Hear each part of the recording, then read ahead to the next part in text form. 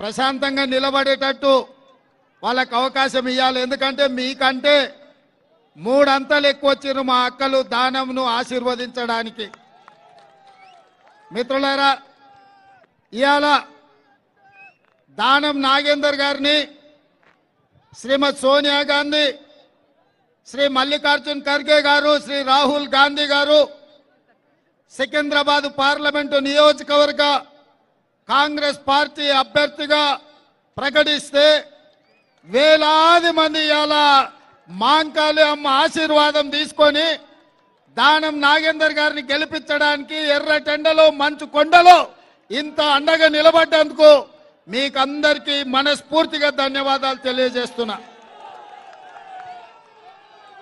दानम भाई मान लिए, क्योंकि मैं इतना नहीं सोचा था, इस जलसा इतना तरक्की से होता बोल के मैं नहीं सोचा था. मैं मान लिए दानम नागेंद्र को. ये हैदराबाद शहर का, सिकंदराबाद का शहंशाह है, वो दिखाए.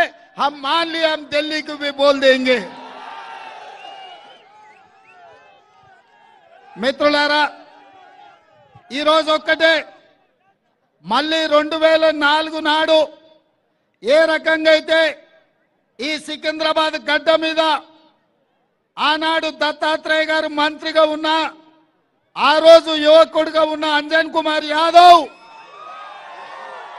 దత్తాత్రేయ గారిని ఓడించి ఈ సికింద్రాబాద్ గడ్డ మీద 3 రంగుల జెండాను ఎగరేసి ఢిల్లీలో కేంద్ర ప్రభుత్వాన్ని సోనియమ్మ నాయకత్వంలో తీసుకొచ్చాడు. మళ్ళీ 20 ఏళ్ల తర్వాత 2024లో అదే సోనియమ్మ నాయకత్వంలో ఆనాటి రోజులను పునరావృతం చేయడానికి ఈ సికింద్రాబాద్ గడ్డ మీద దానం నాగేందర్ 3 రంగుల జెండా ఎగరేసి మళ్ళీ కేంద్రంలో ప్రభుత్వం రాబోతుంది. ఇది ఒక గొప్ప సంకేతం. ఇవాళ మీ అందరి హాజరు చూస్తే మిత్రులారా, ఆనాటి పి శివశంకర్ నుంచి మొదలు పెడితే పెద్దలు అంజయ్య వరకు, మర్రి చెన్నారెడ్డి వరకు ఈ ప్రాంతం నుంచి నాయకత్వం వహించి ఈ సికింద్రాబాద్ ప్రాంతం, ఈ నగరం, ఈ జంట నగరాలు కాంగ్రెస్ పార్టీకి అండగా నిలబడి జాతీయ రాజకీయాలలో అత్యంత క్రియాశీలక పాత్ర పోషించారు. అంజన్ కుమార్ యాదవ్ గారు 2004, 2009 గెలిచిన అనుకోని పరిస్థితుల వల్ల ఆనాడు వారు మంత్రి కాలేకపోయినరు. 2009లో వారి మంత్రి అయ్యే కొద్ది రోజుల ముందే డాక్టర్ వైఎస్ రాజశేఖర రెడ్డి గారు చనిపోవడం వల్ల మిత్రుడు అంజన్ కుమార్ యాదవ్ గారికి అన్యాయం జరిగింది.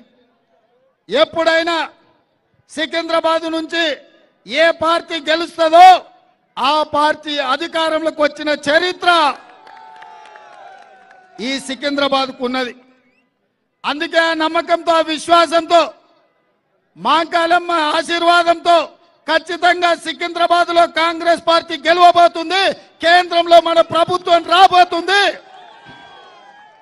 దానం నాగేందర్ కేంద్ర ప్రభుత్వంలో అత్యంత కీలకమైన భూమిక పోషించబోతున్నాడు. నాది బాధ్యత, సికింద్రాబాద్ నుంచి గెలిపించే బాధ్యత మీది, ఢిల్లీలో పెద్ద బాధ్యత ఇప్పించే బాధ్యత నాది అని చెప్పి నేను ఈ సందర్భంగా తెలియజేస్తున్నా. మిత్రులారా, ఆనాడు దత్తాత్రేయ గారు గెలిచిన మంత్రి అయినరు, ఈనాడు కిషన్ రెడ్డి గారు గెలిచిన మంత్రి అయినరు. నేను అడుగుతున్నా, భారతీయ జనతా పార్టీ గెలిచినప్పుడు మంత్రి అయితే ఈ హైదరాబాద్ నగరానికి, ఈ సికింద్రాబాద్ నగరానికి తెచ్చింది ఏంది అని నేను అడుగుతున్నా. 2021లో వరదలు వస్తే ఈ ప్రాంతం అంతా మూసి లోతట్టు ప్రాంతం మునిగిపోతే ఏ కుటుంబాలు కూడా, లక్షలాది కుటుంబాలు నిరాశ్రయులు అయిపోయి ఇండ్లు మునిగిపోతే కిషన్ రెడ్డి గారు చిల్లి గవ్వ కూడా తీసుకురాలే. ఆనాడు హోంశాఖ మంత్రిగా డిజాస్టర్ మేనేజ్మెంట్ ఆయన చేతిలో ఉన్న సికింద్రాబాద్కు చిల్లి గవ్వ దేలే. ఈ 5 ఏళ్లు మంత్రిగా ఈ నగరానికి అనుమతులు దేలే, ఈ నగరానికి పెట్టుబడులు దేలే, ఈ నగరానికి వస్తున్న పెట్టుబడులను నరేంద్ర మోడీ బెదిరించి గుజరాత్కు తీసుకెళ్తుంటే అడ్డుకునే ప్రయత్నం కూడా కిషన్ రెడ్డి చేయలే. అందుకే మిత్రులారా ఇవాళ ఆలోచన చేయండి. ఈ జంట నగరాలలో మెట్రో రైలు ఉందంటే ఆనాడు రాజశేఖర రెడ్డి గారు ఉన్నప్పుడు జైపాల్ రెడ్డి గారు కేంద్ర మంత్రిగా మెట్రో రైలు ఇస్తే ఇవాళ ఈ నగరంలో మెట్రో రైలు ఉన్నది. ఇవాళ మా ఆడబిడ్డలు ఉన్నారు.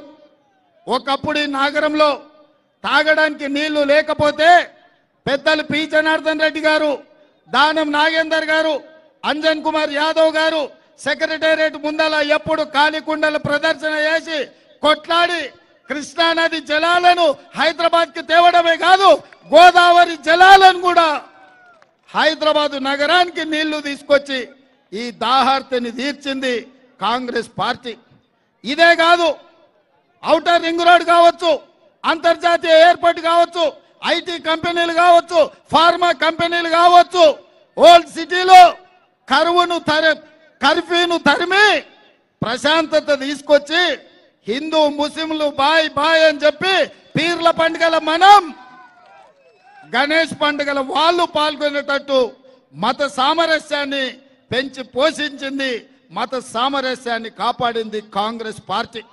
అందుకే మా మైనారిటీ సోదరుల ఆశీర్వాదంతో ఆనాడు ఆసిఫ్ నగర్ లో గెలిచిన మా దానం నాగేందర్ ఇయాలటి వరకు గెలుస్తున్నాడంటే క్రిస్టియన్ మైనారిటీ, ముస్లిం మైనారిటీ, హిందువులు, సిక్కులు వాళ్ళ కుటుంబ సభ్యుడిగా దానం నాగేందర్ ను చూసిండ్రు కాబట్టి ఆటుపోట్లను ఎదుర్కొని గెలిచి నిలబడ్డాడు దానం నాగేందర్. పేద ప్రజలకు బస్తీలలో అండగా నిలబడి ఇవాళ నేను మొత్తం చూసిన ఎవరన్నా బెంచ్ కార్లలో వచ్చిన వాళ్ళు ఉన్నారేమో అని. బెంచ్ కార్లు ఉన్న మా మార్వాడి సోదరులు గుజరాతీలు బయటకు వచ్చి ఆశీర్వదించిండ్రు. కానీ మా బస్తీలలో ఉండే పేదోళ్ళు ఎర్ర టెండలు లెక్క చేయకుండా వేలాది మంది ఇవాళ ఈ పాదయాత్రల కిందల కాళ్ళు కాలుతున్నాయి, పైన ఎండకు మాడ కాలుతుంది. అయినా మా ఆడబిడ్డలు ఇవాళ దానం నాగేందర్ వెనకాల నడిచిండ్రు. అందుకే మిత్రులారా ఇవాళ మీ ర్యాలీ చూసిన తర్వాత, మా వేదిక మీద ఉన్న నాయకుల అండ చూసిన తర్వాత 100% ఈ సికింద్రాబాద్ పార్లమెంట్ మీద, ఈ గడ్డ మీద కాంగ్రెస్ పార్టీ జెండా ఎగరబోతుంది. దేశంలో కాంగ్రెస్ అధికారంలోకి రాబోతుంది. ఇక పద్మారావు అన్న ఈయనే ఉంటాడు, పక్కనే ఉంటాడు. అన్న మంచోడే, కానీ వాళ్ళ గురువే ఉన్నాడు కదా, ఇక ఆ పిట్టల ద్వారా నమ్ముకుంటే పద్మన్న బాగుపడ్డట్టే. అందుకే పచ్చన్నకే ఓటేసినా పచ్చన్నకు రాదది, ఓటు చీలిపోతే కిషన్ రెడ్డికి లాభం అవుతుంది. పచ్చన్నని గెలిపియనికే కాదు, పరిపతున్న పచ్చన్న ఇజ్జతీయనికే కేసీఆర్ ఎన్నికల్లో పోటీ పెట్టిండు. ఎక్కడున్నాడో తెలియదు, ఇవాళ కేసీఆర్ మద్దతు ఉందో కూడా లేదో తెలియదు. మొన్న నామినేషన్ వేసి నేను చూసిన, అరే పద్మారావు గారు కూడా ఈ పీజేఆర్ లాకనో దానం లాకనో ప్రజలలో ఉండేటోడు ఎంతమంది వచ్చారో చూద్దామని పట్టుమని 4 కూడా రాలే. అయ్యేనో ఫామ్ హౌస్లో వండిండు, కొడుకేమో జూబ్లీహిల్స్ గెస్ట్ హౌస్లో వండిండు. పద్మారావు నామినేషన్కి ఎందుకు రాలే అని నేను అడుగుతున్నా. దీన్ని బట్టే ఈ సీటును బీజేపీకి తాకట్టు పెట్టింది బీఆర్ఎస్. పద్మారావును నామినేషన్ వేపించి పద్మారావుకి ఎన్నికల్లో సహకరించకుండా పద్మారావును ఓడించడం ద్వారా కిషన్ రెడ్డిని గెలిపించాలని బిడ్డ బెయిల్ కోసం మీ సికింద్రాబాద్ సీటును కేసీఆర్ తాకట్టు పెట్టిండు. అందుకే మా బస్తీలలో ఉండే సోదరులకు, మా ఆడబిడ్డలకు ఒక మాట చెప్పదలుచుకున్నా. మన ప్రభుత్వం ఉంది, ఇందిరమ్మ రాజ్యం అధికారంలో ఉంది, ప్రజాపాలన అందిస్తున్న మేము బస్తీలలో పేదలకు సంక్షేమ పథకాలు అమలు చేయాలంటే దానం నాగేందర్ మీ కేంద్ర మంత్రిగానో లేకపోతే మీ ఎంపీగానో ఉండాలి.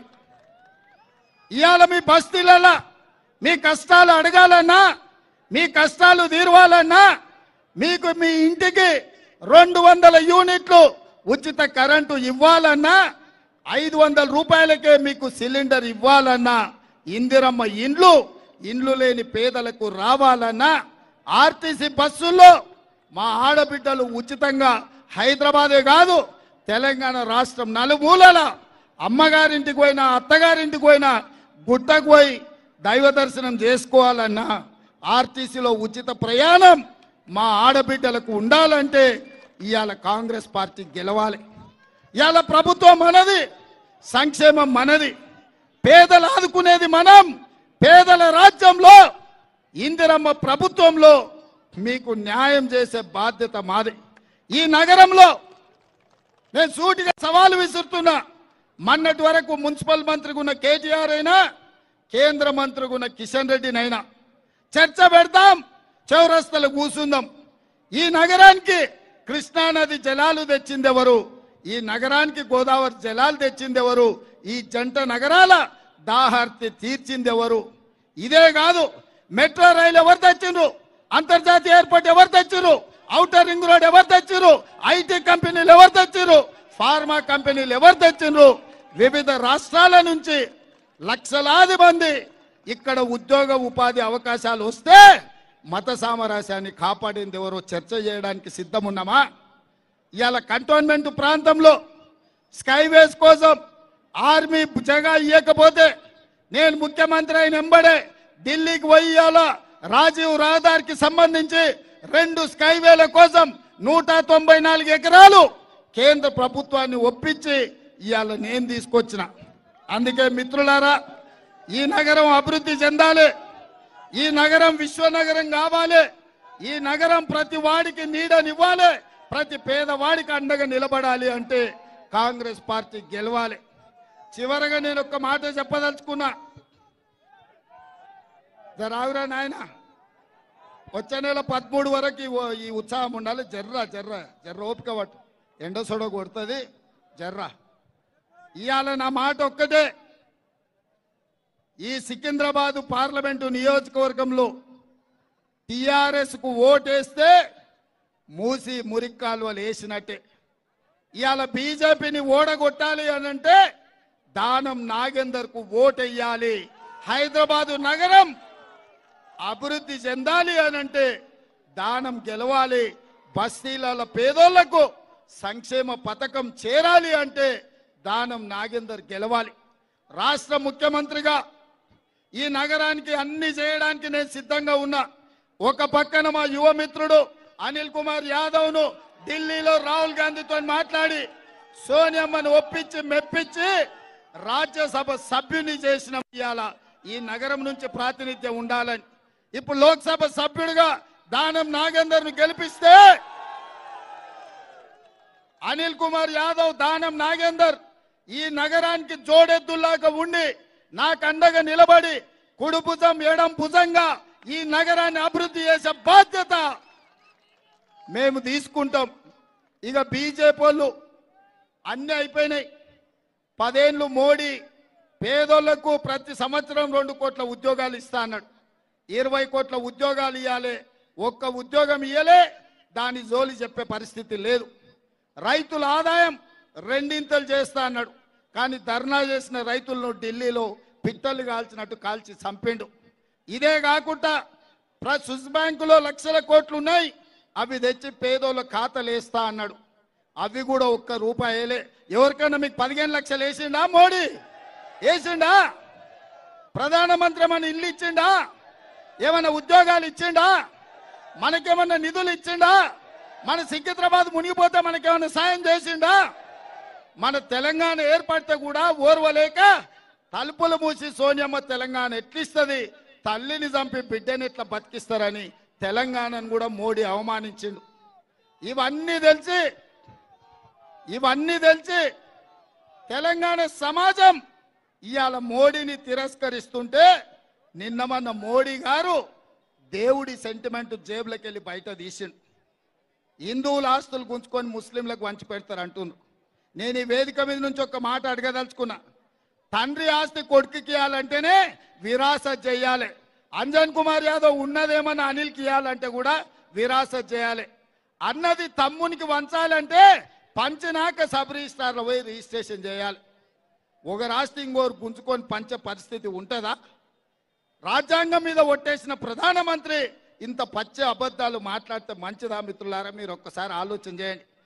మనమందరం శ్రీరామనవమి చేయలేదా? నిన్న హనుమాన్ జయంతి చేయలేదా? మనం రోజు గుడికి పోతే మొత్తలేమా? మా ముస్లిం సోదరులు మక్కా మసీదులో నమాజ్ చేస్తలేరా? మా క్రిస్టియన్ సోదరులు మెదక్ పోయి చర్చిలో ప్రార్థనలు చేస్తలేరా? మా సిక్కు సోదరులు అమృత్సర్ పోయి గోల్డెన్ టెంపుల్లో పాల్గొంటలేరా? ఎవరి నమ్మకం ఎవరి విశ్వాసం వాళ్ళది. కానీ ప్రధానమంత్రి ఈ రకంగా మాట్లాడు మంచిదా అని నేను అడుగుతున్నా. అందుకే మిత్రులారా, దేవుడు గుడిలో ఉండాలి, భక్తి గుండెల్లో ఉండాలి. దేవుడు చెప్పండి, దేవుడు ఏడు ఉండాలి? దేవుడు గుడిలో ఉండాలి, భక్తి గుండెల్లో ఉండాలి. నరేంద్ర మోడీ దేవుడిని బజార్లకు తెచ్చి గోడల మీద రాసి పోలింగ్ బూత్ లో డబ్బాల ఓట్లు వేయించుకోవాలని చూస్తుండు. ఆ మాయలు ఎవరు పడకండి. ఎన్నో ఏండ్ల నుంచి, వందల సంవత్సరాల నుంచి నిజాం సర్కార్ నుంచి ఈ ప్రాంతంలో మత సామరస్యం ఉంది. హైదరాబాదు నగరం అభివృద్ధి చెందాలంటే మత సామరస్యం కాపాడాలి. బీజేపీ వాళ్ళు మత చిత్తు పెట్టి ఎన్నికల్లో నెగ్గాలన్న ఆలోచన చేస్తున్నారు. బీజేపీని ఓడగొట్టడం ద్వారా సెక్యులర్ ప్రభుత్వాన్ని తెలంగాణ రాష్ట్రంలో తెచ్చుకోవాలి, తెలంగాణ రాష్ట్రాన్ని అభివృద్ధి చెయ్యాలి. నేను మరి మిమ్మల్ని అందరిని అడుగుతున్నా, ఎండకింత సేపు ఉన్నారు, దానం నాగేందర్ను ఎంత మెజార్టీతో గెలిపిస్తారు? లక్షనా? లక్షనా? లక్షనా? లక్షనా? లక్షనా? లక్షనా? లక్షనా? లక్షనా? లక్షనా? లక్షనా? లక్ష ఖాయం కదా? లక్ష ఖాయం కదా? లక్ష ఖాయం కదా? జై కాంగ్రెస్! ఢిల్లీకి వినిపించాలి, జై కాంగ్రెస్! జై జై కాంగ్రెస్! హస్తం గుర్తుకే, హస్తం గుర్తుకే. ధన్యవాదాలు సోదరులారా. मैं मुबारकबाद दे रहा हूँ दानव नागेंद्र भाई को, क्योंकि जीत कायम हो गए। इस बार दानव नागेंद्र सिकंदराबाद शहर का शहंशाह बनाएगा। दिल्ली में आगे आपका आवाज बनेगा दानव नागेंद्र। ప్రైవేట్ కూడా ప్రైవేట్ కమాండాలని చూస్తున్నాడు. మనం కట్టిన రైల్వే లైన్లు నరేంద్ర మోడీ అదాని అంబాలా కన్నా చూస్తున్నాడు. అందుకే రైల్వే ఉద్యోగులకు కూడా ప్రత్యేకంగా విజ్ఞప్తి చేస్తున్నా, కాంగ్రెస్ పార్టీకి అండగా నిలబడండి అని తెలియజేస్తూ మీ అందరి దగ్గర సెలవు తీసుకుంటున్నా. జై కాంగ్రెస్! జై కాంగ్రెస్! రేవంత్ రెడ్డి గారి నాయకత్వం, సోనియా గాంధీ గారి నాయకత్వం, రాహుల్ గాంధీ గారి నాయకత్వం. సింగమోలే కదిలినాడు ఒక్కరో కాంగ్రెస్ సూర్యుడు. మన రేవంత్ అన్న నిగ్గదీసి అడిగే మునగా